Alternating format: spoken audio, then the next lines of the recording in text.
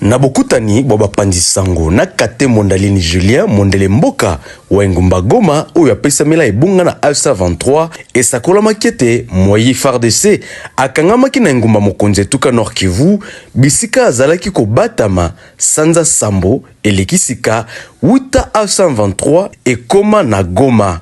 Mondele mboka Katembo Ndalini Julien asengaki na basoda basusu ba FARDC tope ba wazalendo baye bazali kino sika kobatama na quartier nziki ya Goma komitika na maboko ya baibo kengi na tinete basalela ekolo na lolenge elengi bango. C'est-à-dire tozoe bisa batu batika biloko ya détruire la ville de Goma sur le plan sécuritaire. C'est-à-dire lobi wana tozoaki FARDC tozo yebisa batu FARDC bazaleni baya baza ba ennemité ya AFC23. Bazali na probabilité mibale ya liboso azongisa arme na yo. Deuxième probabilité aya soki ako choisir akota na mapinga ya ARC akota.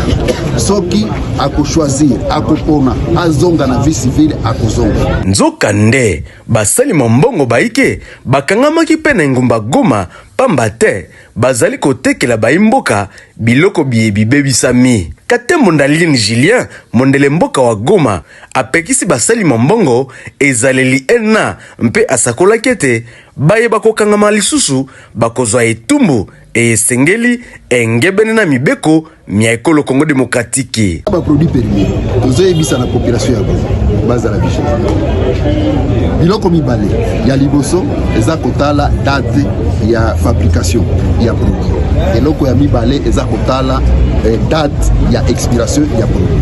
Soki produit ici est comme périmé, il faut jeter ou bien il faut détruire. Dans un service il y a hygiène oizo et konzami na chef de bureau Isaac ba ibisaye pour détruire.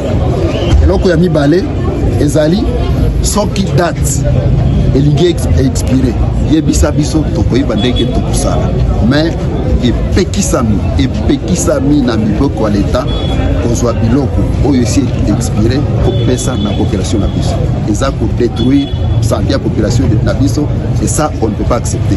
Monsieur le journaliste. Et bon basima oyo kangamaki tozwaki basima c'est-à-dire quoi monsieur les journalistes eza eloko vraiment ezopesa biso douleur.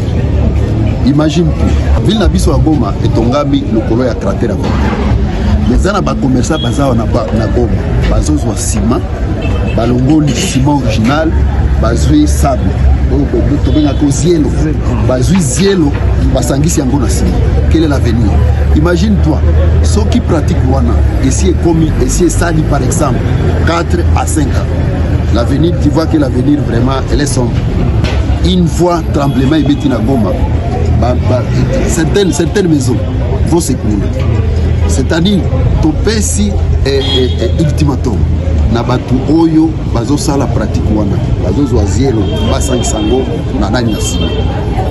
Équipe ya liboso ekangami na prison mzenza oyo ya mibale oyo tokosimba na maboko akosentir rigueur ya lokola bomo mesano Katembo Ndalini Julien elongo na molandi waye Désiré Ngabo basalaki mukolo mwa eyenga mwa mibale ya poso eye ya mwambe elongo na baimboka misala mya kopetola engumba mokonzi etuka Nord Kivu kobana na ndako ya mosala ya mondele mboka kino na quartier office mpe le volcan baimboka balapi ndai ya kopetola engumba Goma mpe bisika binso bizalise ya kongala.